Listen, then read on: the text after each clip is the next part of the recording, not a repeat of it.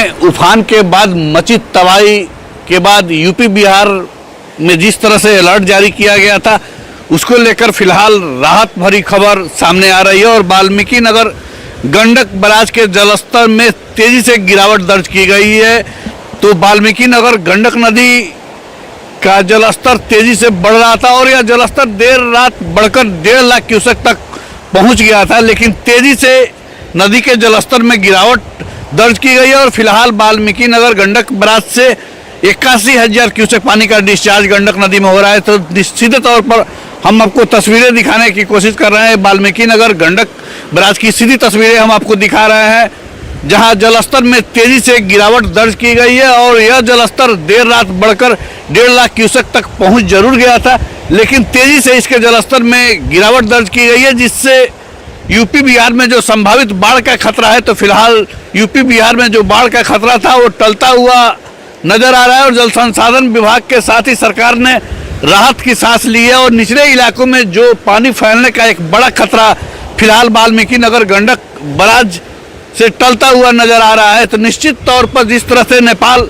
में तबाही आई और त्रिशूली नदी का पानी देर रात यहाँ पहुंचा और यह जलस्तर बढ़कर 1.5 लाख क्यूसेक तक पहुंच गया था, लेकिन फिलहाल उसी तेजी से यह जलस्तर गिरा है। और फिलहाल नेपाल से जो आने वाली नारायणी नदी है, इसके जलस्तर में भी लगातार गिरावट दर्ज किया गया है। तो फिलहाल यूपी और बिहार में जो हाई अलर्ट चल रहा था और जिस तरह से जल संसाधन विभाग के साथ ही जिला प्रशासन की तमाम टीमें रेस्क्यू ऑपरेशन कर सुरक्षित स्थानों पर लोगों का पलायन भी करा चुकी थी, तो निश्चित तौर पर यह राहत भरी खबर है। और तेजी से गंडक नदी का गिरता जलस्तर यूपी बिहार में बाढ़ के खतरे को टाल दिया है। मुन्ना राज, न्यूज 18, वाल्मीकि नगर गंडक बराज।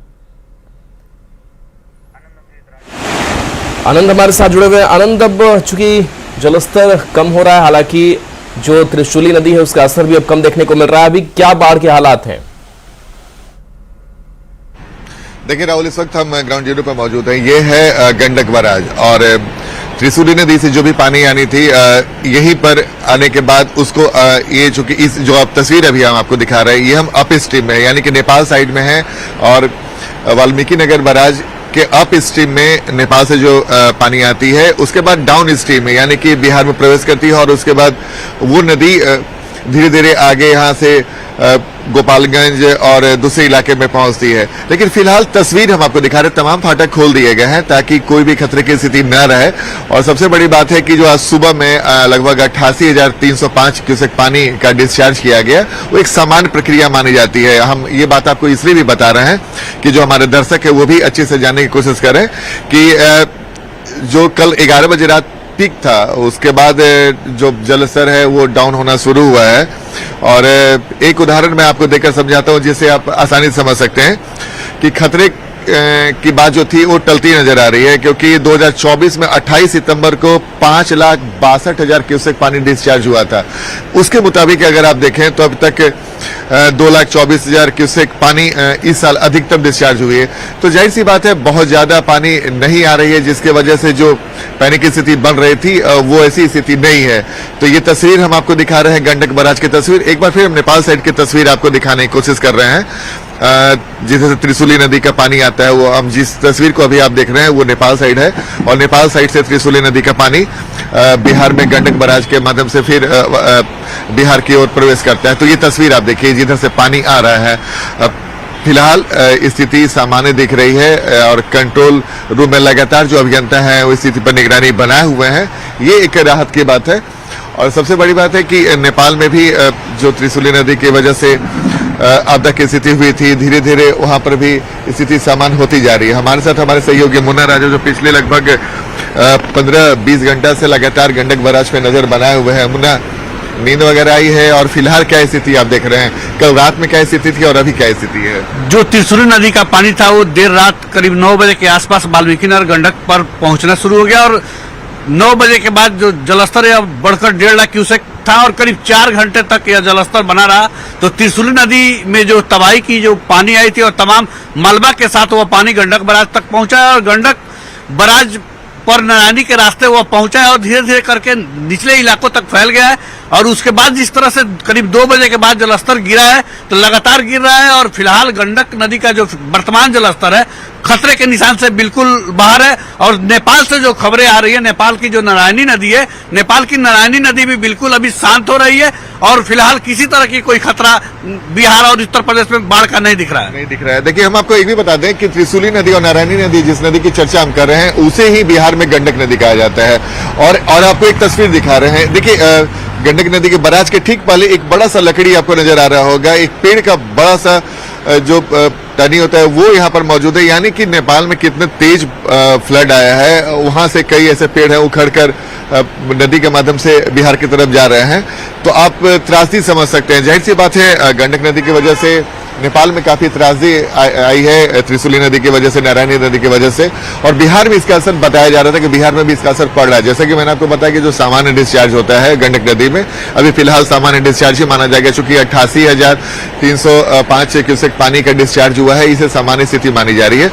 एक बार फिर से हम अपने दर्शकों को दिखा रहे हैं, चूंकि कई सारे दर्शक यही जानना चाह रहे लगातार न्यूज 18 के माध्यम से कि गंडक नदी में पानी के जलस्तर कितना है, कैसे पानी आ रहा है, कहां से पानी आ रहा है। तो हम एक बार फिर से आपको तस्वीर दिखा रहे हैं कि वो तस्वीर देखिए जो आपको पहाड़ी नजर आ रहा होगा और आपको गंडक नदी की तस्वीर नजर आ रही होगी, गंडक नदी का पानी नजर आ रहा होगा। और वो पानी नेपाल के साइड से जो त्रिशूली नदी, जिसके बारे में हम लगातार चर्चा कर रहे हैं, त्रिशूली नदी में जो वो इलाका है जो गंडक नदी के दूसरे पार्ट की तरफ तस्वीर हम आपको दिखा रहे हैं, उन इलाकों से होते हुए पानी बिहार में गंडक बराज के पास पहुंचकर और बिहार में प्रवेश करता है। तो नेपाल में अभी मौसम की भी बात करें तो नेपाल में मौसम अभी ठीक ठाक है, स्थिति सामान्य है और हल्के हल्के बादल छाए हुए हैं, और स्थिति फिलहाल सामान्य है। लेकिन सबसे अच्छी बात है कि लगातार आपदा विभाग के अधिकारियों, एसडीआरएफ, एनडीआरएफ, तमाम लोग अलर्ट मोड में हैं। जो स्थानीय जिला प्रशासन के लोग हैं वो भी अलर्ट मोड में है। और ये हम आपको एक तस्वीर हम अपने पीछे दिखा रहे हैं, ये है कंट्रोल रूम। ये ठीक हमारे पीछे जो आप देख रहे हैं राहुल, ये है कंट्रोल रूम। यहाँ पे लगातार जो अभियंता हैं लगातार स्थिति पर निगरानी रखे हुए हैं और एसएसबी के भी जवान अलर्ट मोड में हैं, लगातार यहाँ पे वो तैनात हैं ताकि कोई भी स्थिति अगर बिगड़ती है तो उस पर तत्काल काबू पाया जा सके। तो ये तस्वीर हम आपको गंडक बराज से तस्वीर दिखा रहे हैं इस वक्त। एक बार फिर से आपको हम गंडक बराज की तस्वीर दिखा रहे हैं राहुल। गंडक बराज का जो फाटक है, अमूमन कम फाटक खोला जाता है, लेकिन इस वक्त तमाम फाटक को खोल दिया गया है। और ये इस वजह से भी किया गया है कि पानी जो नेपाल से आता है वो जल्द से जल्द निकल जाए, ताकि जो बराज पर है वो प्रेशर न रहे। तो ये तस्वीर गंडक बराज की तस्वीर, एक वाइड हम आपको दिखाने की कोशिश कर रहे हैं, जो दाहिनी और लंबा। कितना फाटक है गंडक बराज में? गंडक बराज में कुल 36 फाटक हैं और सभी 36 फाटकों को खोल दिया गया है। चूंकि जिस तरह से गंडक नदी में जो पानी पहुंच रहा था नेपाल से, और वो उसके साथ मलबा आ रहा है और बड़े बड़े पेड़ आ रहे थे, और जिसको देखते हुए फिलहाल सभी 36 फाटक खोला गया है। और यही रणनीति रही है अभियंताओं की, आसानी से जो नेपाल से आने वाला पानी है वो तेजी से नीचे निकल गया और स्थिति सामान्य होती दिख रही है। तो लगातार चीफ इंजीनियर की बात करें, जिलाधिकारी की बात करें और एसएसबी की बात करें, तमाम रेस्क्यू दल के साथ टीम जरूर यहाँ मौजूद थी। बिल्कुल, हम आपको राहुल एक चीज और तस्वीर दिखाने की कोशिश कर रहे हैं। आप देखिए, रेड जो लिखा हुआ है, जो खतरे के निशान से कितना ऊपर हो सकता है क्या, और कितना पहुंचने पर खतरा बढ़ सकता है, वो तस्वीर हम आपको दिखा रहे हैं। तो अभी जो लिखा हुआ है, आपको जो अंक नजर आ रहा है वो खतरे के निशान से ऊपर है, नीचे है, वो दर्शाता है। तो फिलहाल खतरे के निशान से गंडक नदी अभी नीचे है और स्थिति बहुत प्रतिकूल नहीं है, स्थिति नियंत्रण में है। लेकिन चूंकि नेपाल के नदी से पानी कितना आ रहा है, आने वाले समय में और कितना आ सकता है, फिलहाल इस पर लगातार निगरानी बना के रखा गया है। अगर नेपाल में फिर से ऐसा कुछ घटना घटती है तो फिर उस हिसाब से भी निपटने की तैयारी बिहार सरकार ने कर रखा है। केंद्र सरकार ने भी मदद का पूरा भरोसा दिलाया है। तो जाहिर सी बात है, हालात पर लगातार निगरानी रखी जा रही है और परिस्थिति न बिगड़े, इसे लेकर जो भी एहतियातन कदम उठाए जा सकते हैं, एनडीआरएफ, एसडीआरएफ को तैनात कर दिया गया है, कम्युनिटी किचन की भी तैयारी कर दी गई है। आपदा विभाग पूरी तरीके से अलर्ट मोड में है, स्थानीय प्रशासन पूरी तरीके से अलर्ट मोड में है। रात में जैसे कि बता रहे थे मुन्ना कि रात में डीएम और एसपी भी देर रात तक यहाँ पर रुके हुए थे ताकि स्थिति क्या है वो जानकारी ले सके और आला अधिकारियों को बता सके। आप हमारे साथ बने रहिए। नेपाल में इस वक्त जो हालात हैं, उन हालातों के बीच एहतियात अब भी बढ़ते जा रहे हैं, लेकिन बिहार में पैनिक वाली स्थिति बिल्कुल नहीं है। अब जलस्तर भी धीरे धीरे सामान्य होता हुआ नजर आ रहा है। लेकिन इस बीच बाढ़ से मौत का आंकड़ा नेपाल से जो सामने आ रहा है वो चिंता पैदा करता है। 157 तक ये संख्या पहुंच चुकी है। 900 से ज्यादा लोग लापता बताए जा रहे हैं, जिन्हें लेकर अभी इस वक्त कोई जानकारी नहीं है। बाढ़ में 133 भारतीय यात्री भी इस वक्त लापता हैं। 54 अमेरिकी नागरिक लापता हैं। यूक्रेन के नागरिकों की संख्या की बात करें तो ये 53 आंकड़े के तौर पर सामने आ रही है। ऑस्ट्रेलिया के 34, यूके के 33 लोग लापता बताए जा रहे हैं। नेपाल पुलिस के 41 जवान भी इन लापता लोगों में शामिल हैं। नेपाली सेना के 44 जवानों से संपर्क नहीं हो पा रहा है। बिजली प्रोजेक्ट के कर्मचारियों की बात करें तो ये 60 कर्मचारी हैं, जिन्हें कोई भी ट्रेस अभी तक नहीं कर पाया है, ये अभी संपर्क में नहीं है। अलग अलग कंपनियों के 190 कर्मचारी संपर्क से बाहर बताए जा रहे हैं और इसीलिए लापता लोगों की संख्या इस वक्त बढ़ भी रही है और जो कैजुअलिटी है वो अभी आधिकारिक आंकड़े के तौर पर 157 बताई जाती है।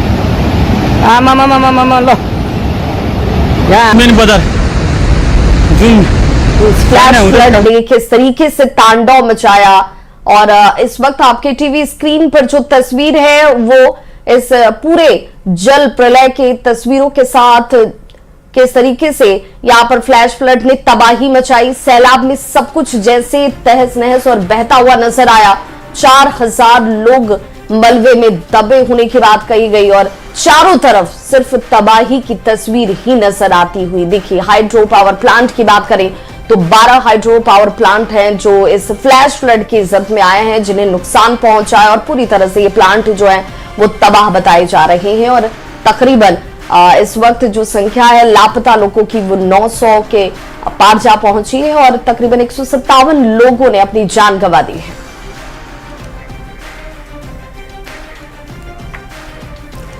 नेपाल में अचानक आए जल प्रलय ने भारी तबाही मचाई। नदियों के जलस्तर में भारी वृद्धि के कारण बिहार के सीमावर्ती और निचले इलाकों में खतरा मंडराता हुआ दिखाई दिया। ऐसे में बिहार सरकार ने भी पब्लिक से अपील की है कि ऐसे हालात में पैनिक होने की जरूरत नहीं है।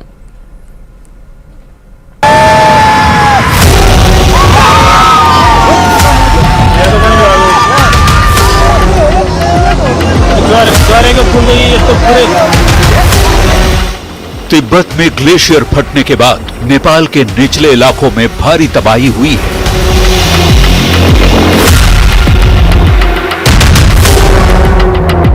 स्थानीय समय के मुताबिक सुबह करीब 9 बजे ग्लेशियर फटने के बाद नेपाल की भोटेकोशी नदी में उफान और सैलाब का वो रौद्र रूप दिखा जिसने सभी को स्तब्ध कर दिया।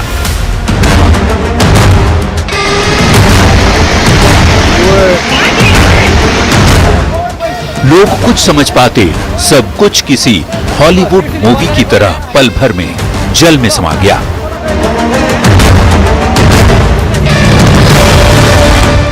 पानी का प्रलय ऐसा कि मकान, पुल, गाड़ियां सब खिलौने की तरह पानी में तैरते नजर आने लगे।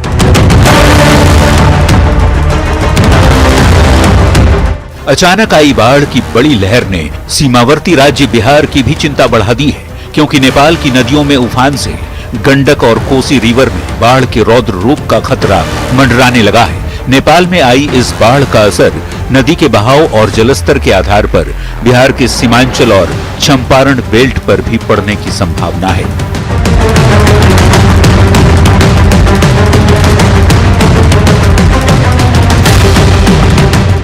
नेपाल के कोसी बैराज के पास होने के कारण सबसे ज्यादा खतरा कोसी और सीमांचल क्षेत्र में है, क्योंकि पहले पानी का दबाव यहीं बढ़ता है। इसके साथ ही गंडक और पश्चिमी क्षेत्र, जिसमें पश्चिम चंपारण के बगहा और वाल्मीकि नगर के साथ पूर्वी चंपारण के मोतिहारी और मुजफ्फरपुर का इलाका प्रभावित हो सकता है, तो वहीं बागमती और मध्य उत्तरी क्षेत्र के तहत शिवहर के पिपराही प्रखंड, सीतामढ़ी और मधुबनी जिलों में भी बाढ़ की आशंका जताई जा रही है। चंपारण, गोपालगंज, सारण, वैशाली के साथ ही सीमांचल के जिलों को अलर्ट मोड पर रखा गया है। एसडीआरएफ और एनडीआरएफ की टीमों को तैनात किया गया है। इस बीच राज्य सरकार की ओर से लोगों को घबराने की नहीं बल्कि बाढ़ की स्थिति के लिए पूरी तरह तैयार रहने की अपील की गई है। प्रशासन की तरफ से जारी आधिकारिक सूचनाओं और निर्देशों का पालन करने के साथ ही अफवाहों पर ध्यान नहीं देने की भी सलाह दी गई है।